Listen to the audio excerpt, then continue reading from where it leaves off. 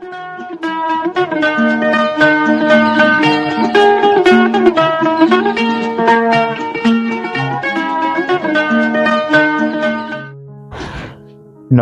आदाब, hello friends. आपके साथ मैं हूं फराज। हर शख्स दौड़ता है यहां भीड़ की तरफ, हर शख्स दौड़ता है यहां भीड़ की तरफ, फिर ये भी चाहता है उसे रास्ता मिले। जी हां, सब चाहते हैं कामयाबी जहां भीड़ जाती है, और ये भी चाहता है कि उसे रास्ता मिले। ऐसे ये शेर आपको सुना दिया, याद आया तो। खैर, अब आगे बढ़ते हैं आज के कार्यक्रम की तरफ। और इस प्रोग्राम में हम आपको यह बताएंगे वो कौन सी फिल्म रही, गीत रहा, नगमा रहा, जिसे रफी साहब ने दर्द में गाया कि वो परेशान थे, बीमार थे, तकलीफ में थे, लेकिन गाया क्या खूब गाया, और ये गीत खूब चला। इस पर हम बात करेंगे आज। दोस्तों, मोहम्मद रफी साहब और शंकर जयकिशन का साथ कैसा रहा, यह हम जानते हैं। कई वीडियोस हमने बनाए हैं। राज कपूर साहब ने, शंकर जयकिशन ने रफी साहब की आवाज का कम इस्तेमाल किया। वहां मुकेश जी, मन्ना डे साहब गाते थे। लेकिन राज कपूर साहब की फिल्मों के अलावा शंकर जयकिशन ने जिन फिल्मों में संगीत दिया, शम्मी कपूर की हों, जॉय मुखर्जी, विश्वजीत, राजेंद्र कुमार, देवानंद, किसी की भी, रफी साहब की आवाज का भरपूर इस्तेमाल किया और खूब इस्तेमाल किया। फिल्म फेयर अवार्ड्स तक मिले, ये आप जानते हैं। ही रहा हूँ मैं जिंदगी में, हर दम रोता ही रहा हूँ। कहाँ जा रहा है तू है जाने वाला, जाके इंतजार में जाने को है बहुत। दुनिया न भाए मोहे अब तो बुला ले। जब प्यार किसी से होता है तो दर्द सा दिल में होता है।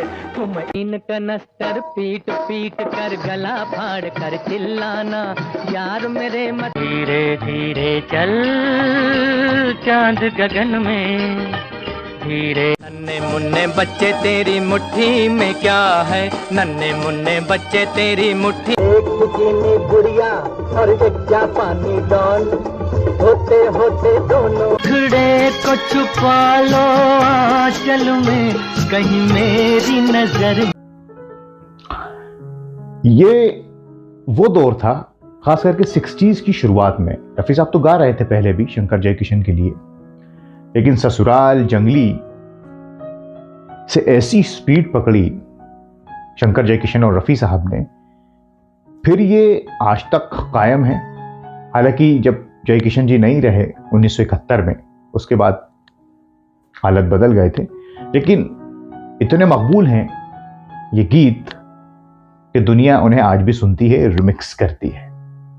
जी हां, तो ये बात हुई शंकर जयकिशन और मोहम्मद रफी साहब की। कुछ गीत उनके देख लेते हैं, सुन लेते हैं। एहसान तेरा होगा मुझ पर दिल, चाहे कोई मुझे जंगली कहे, कहने दो जी कहता रहे।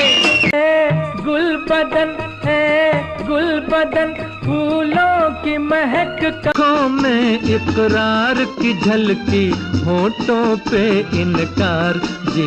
बस आंख मिली और बात बढ़ी, लाल छड़ी मैदान। आंसू मेरे दिल की जुबान है, मेरी मोहब्बत जवां रहेगी सदा रही, याद न जाए बीते पहले मिले थे सपनों में, और आज सामने हमने जफा न सीखी, उनको वफा। दोस्तों, अब आते हैं उस बात पे जिसका जिक्र मैंने किया, जिसके लिए वीडियो बना रहा हूं। शंकर जयकिशन जब रिकॉर्डिंग किया करते थे तो हर संगीतकार की तरह रफ़ी साहब से डेट्स लिया करते थे। रफ़ी साहब उन दिनों बड़े बिजी रहते थे, हर वक्त बिजी रहे, लेकिन 60s में तो हम जानते ही हैं उनकी डेट मिलना रिकॉर्डिंग के लिए बड़ा मुश्किल काम था।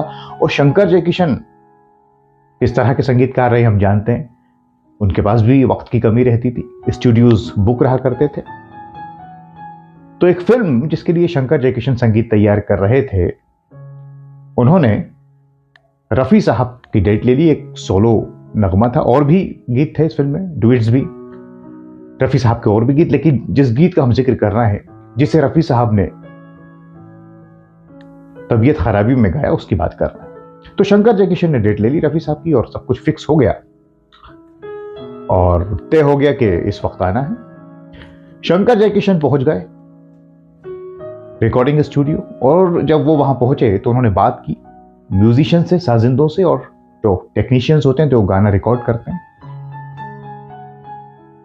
लेकिन शंकर जयकिशन को हैरत इस बात की हुई जब म्यूजिशियन से यह कहा कि आज हम रिकॉर्डिंग नहीं कर पाएंगे। तो शंकर जयकिशन ने पूछा क्यों, क्या ऐसा क्या हो गया?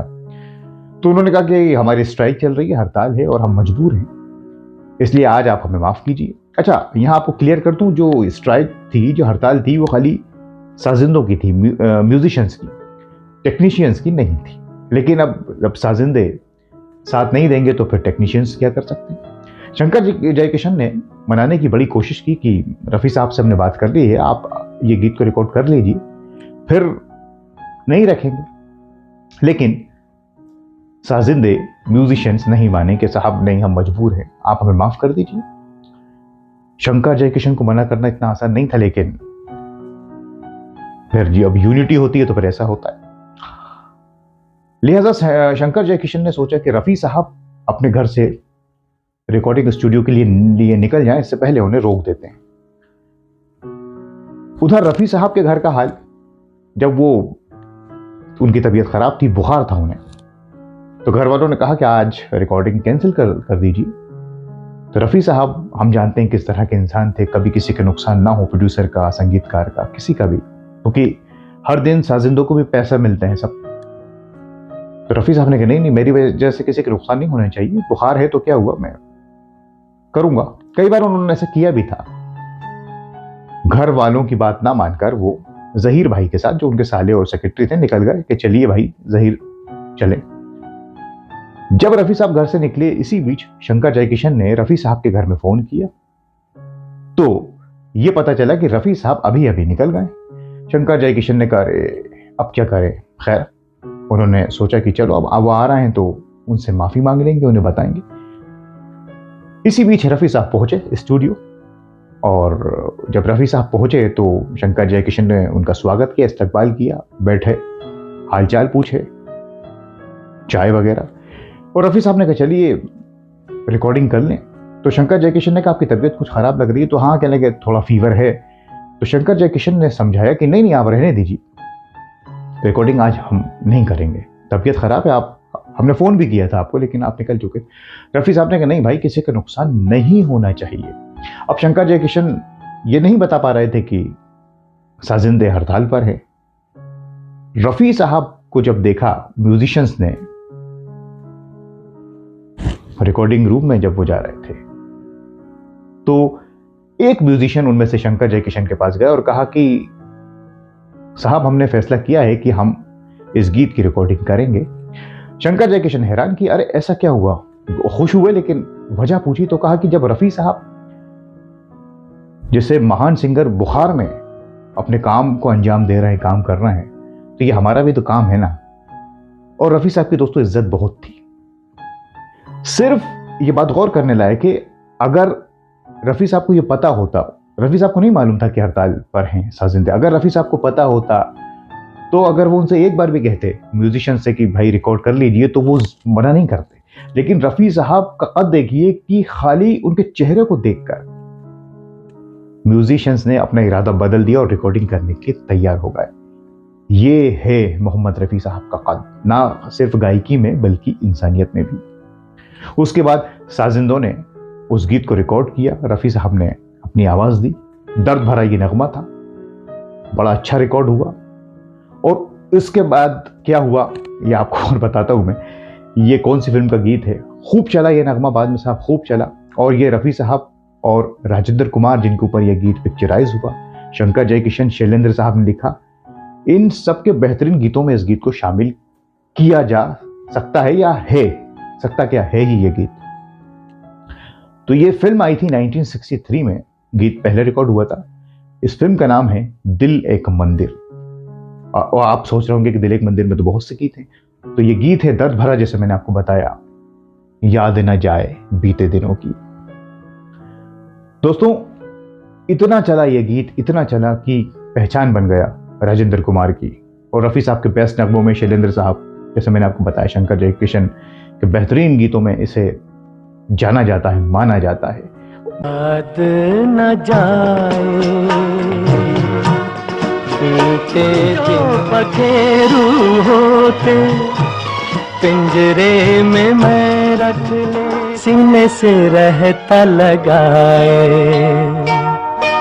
मन में बसी ये मूरत लेकिन मिटी न मिटाए आए जो दिन, दिल क्यों बुलाए उन्हें। बाकी दिल एक मंदिर के सभी गीत अच्छे थे। महज 27 दिनों में इस फिल्म की शूटिंग हो गई थी।